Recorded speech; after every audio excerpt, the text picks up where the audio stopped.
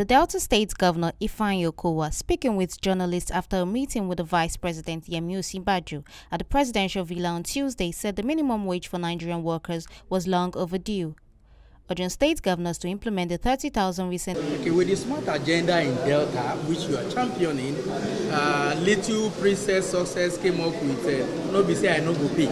So how is the educational sector with the reforms that you are carrying out there? We're doing well in terms of our education, but what I always tell people, because people were quick to talk about, there are two issues that come out from there. The issue of corruption is there, because asking the child not to take exams, accepting fees are paid. And in the first instance, I know that education in Delta State is free at that level, and disciplinary actions are being taken, and a lot of persons are obviously going to be caught up in that trap, because I know that we run a free education up to secondary school level, not even basic, up to SS3 level. So that is obviously wrong. People were quick to talk about the picture of the school. And I told them we have 1,124 public schools only. Public schools, that is the primary school. Then we have about 465 secondary schools. If you believe that in just 3 years we can impart on all the structures, then it will be magical. But I do know that the face of the new Delta school, there are so many of them that have been rehabilitated, so many of them have been put in proper shape, and we are continuing. There's no question that we feel a sense of urgency in trying to rehabilitate the infrastructure, but it's going to take us time. When I came in, for instance, we had only 6 technical schools.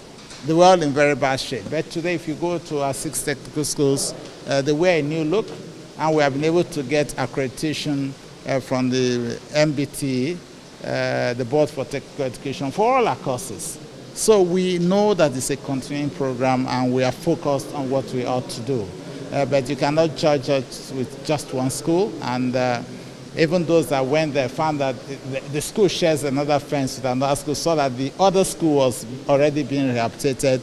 It's a question of time. We take our things by the stride. Speaking on the recent treatment given to the little girl in the viral video, Success Adego, the governor said education is free at all levels in Delta State. However, those involved in the matter are being investigated. You know that there are a lot of diseases, malaria, you say, killing children all over. In your state, sir, what are you doing to address?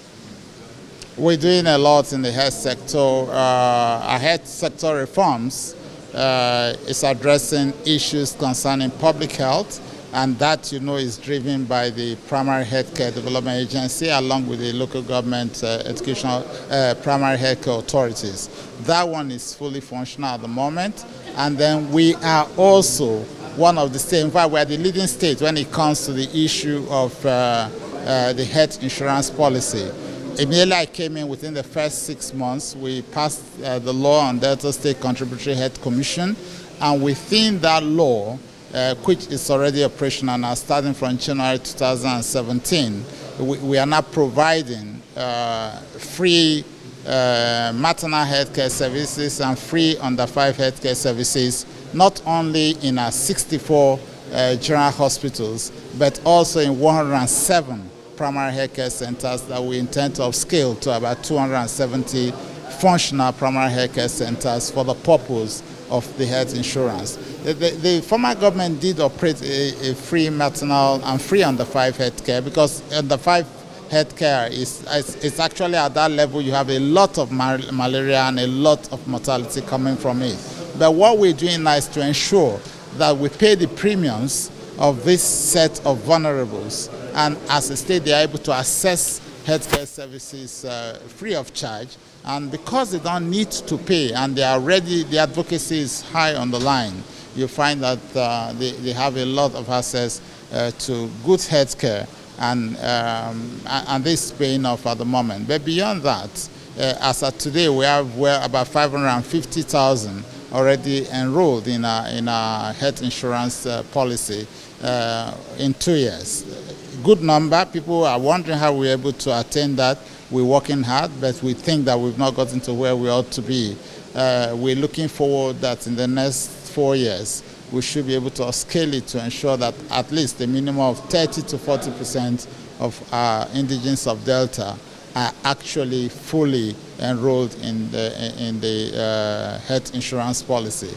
At the federal level, the National Health Insurance Scheme, we're still struggling. Since 2004, we are only about 12% in terms of enrollment. But thank God, the federal government has also operationalized the Basic Healthcare Fund in the National Health Act. And I think that that is going to actually impact very greatly on healthcare delivery across the nation, because 50% of that fund is supposed to be operated by the health insurance scheme in order to provide for the vulnerable across the country.